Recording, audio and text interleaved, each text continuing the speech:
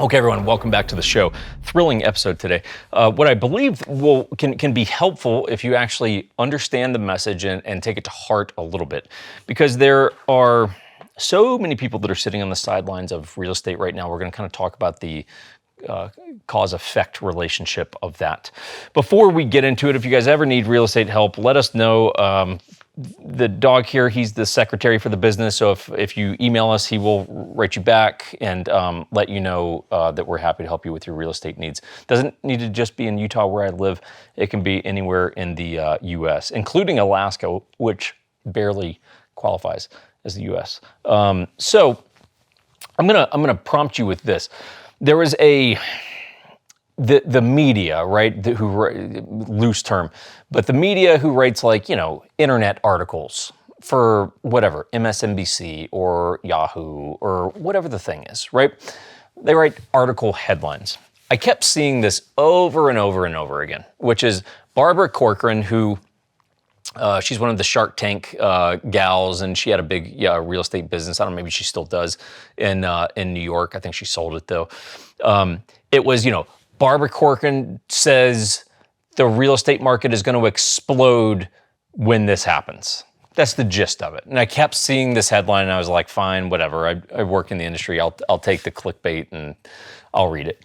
And it's funny because they're making it sound like she's some oracle that just, she's got the answer.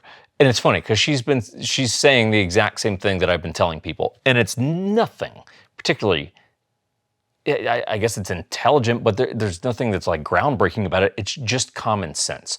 So here's what that clickbait headline is about, which is right now, because of the high interest rates, everyone's sitting on the sideline. All the buyers, not everyone, but a large percentage of the people right now who would like to be buying a house are not, because they're simply priced out. As the interest rates went up, what should happen, sorry, there's a sneeze that's lingering in here.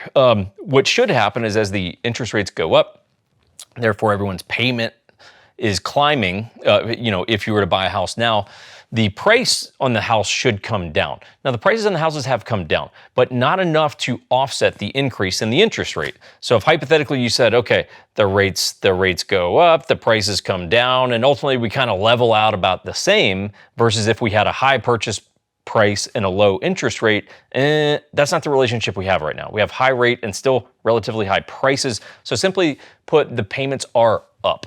And so many people, all they really care about when it comes to buying a home is the payment, right? Because you don't really care at the end of the day what the purchase price is. What you care is what your payment amount is, because that's how we as human beings think, which is, here's how much money I make per month, here's what my housing budget is, how much house can that get me? It's like the payment is what matters. So the point that Barbara's making is right now everyone is sitting on the sidelines.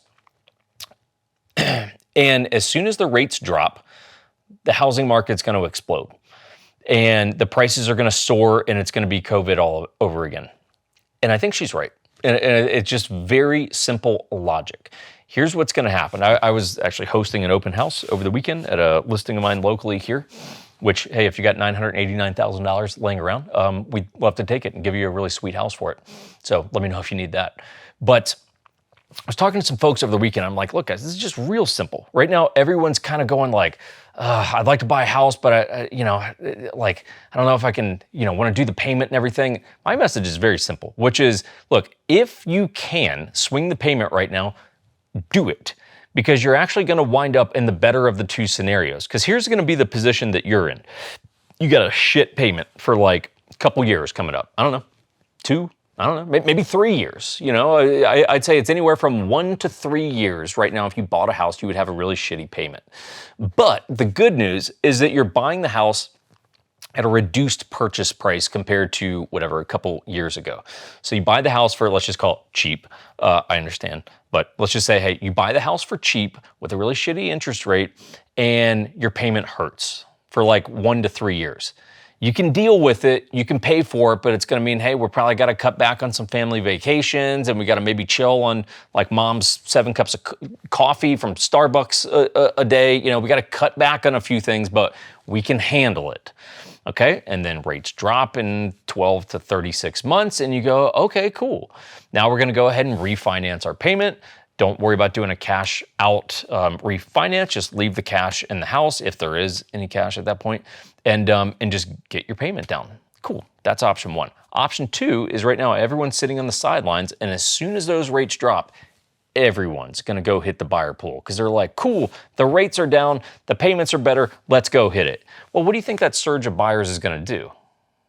Because there's going to be, you know, a relatively normal amount of inventory.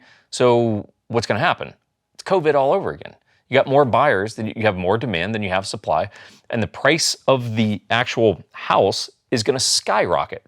Not only is the appraised value of the house is going to skyrocket because you're going to start having closed sales, but you're going to start having the same thing during COVID, which was people just paying way more than the house is worth. They're saying, dude, it's so competitive right now because everyone wants to buy a house because of the low rates that everyone's now offering 30, 40, and 50 grand over the list prices. That's 20, 30, 40 grand that the house isn't even worth. So now you're just creating debt for the sake of getting the house. So it's option A, option B.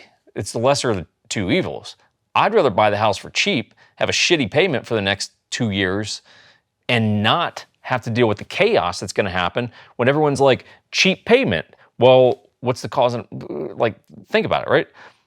I got a cheap payment, so everyone wants to go buy the house. Well, then the price climbs. So it's like, sure, the interest rate's low, but now the house price is up. Doesn't it all kind of balance out? Wouldn't you rather avoid the chaos 24 months from now and just go ahead and deal with it if you can? Understand, if you can't do it, you can't do it.